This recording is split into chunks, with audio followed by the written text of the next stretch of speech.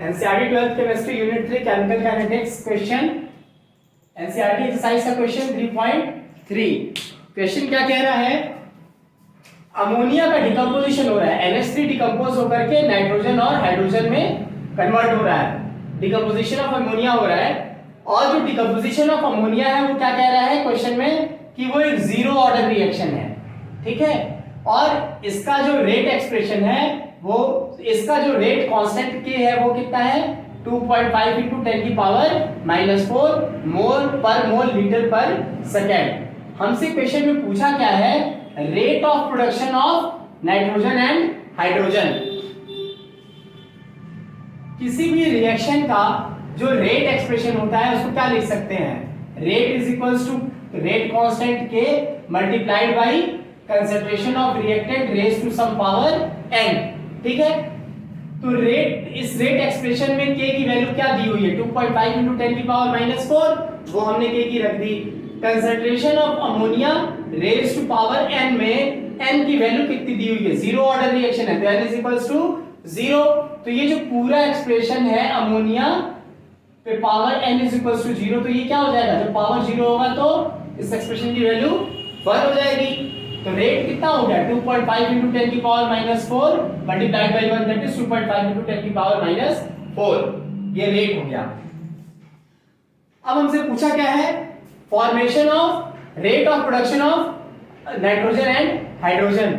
हमें पता है, हम पढ़ चुके हैं कि कोई भी general reaction A plus B gives C plus D है, तो उसका जो रेट लिखा जा सकता है इस रेट रिएक्शन का, वो रेट इज इक्वल्स टू क्या होगा -1/A dA/dt -1/B dB/dt। क्यों कि ये रिएक्टेंट साइड के कोएफिशिएंट है तो माइनस लगेगा, प्रोडक्ट साइड में प्लस रहेगा, ठीक है। 1/C dC/dt is equals to 1/D d/dt of D। अब क्या है हमारे पास reaction 2NH3 gives N2 plus 3H2। अब ये जो एक्सप्रेशन ऊपर हमने रेट का लिखा है इसको इस रिएक्शन पे लगाते हैं, तो ये क्या हो जाएगा 2 है रिएक्टेंट की साइड तो -1/2, ये 2 यहां आता है डिनोमिनेटर में कोएफिशिएंट, तो -1/2 d/dt of NH3। अब क्या है प्रोडक्ट हमारा 1N2, तो प्रोडक्ट में क्या लगेगा plus is equals to 1/1 d/dt of N2 equals to plus 1 ये 3 नीचे आएगा 1/3 d/dt of H2। इस एक्सप्रेशन में ये जो d/dt of NH3 है ये क्या है, rate of consumption of ammonia. ये d/dt of N2 क्या है, प्लस d/dt of N2 है, तो मतलब प्लस है तो क्या हो रहा है प्रोडक्शन हो रहा है, तो rate of production of N2।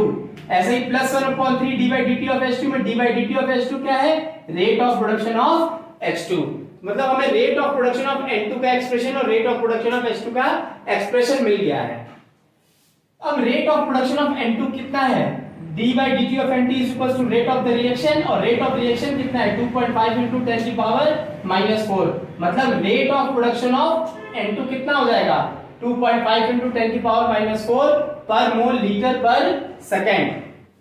अब क्या है rate of production of H2 देखते हैं, तो 1/3 d/dt of H2 is equals to rate of reaction is equals to 2.5 into 10 की पावर -4, तो 1/3 d/dt of H2 is equals to 2.5 into 10 की power -4 है। इस 3 को इधर ले जाके मल्टीप्लाई करेंगे तो d/dt of H2 is equals to 3 into 2.5 into 10 की power -4 is equals to 7.5 into 10 की पावर -4 पर मोल लीटर पर सेकेंड। ये आया हमारा rate of production of hydrogen.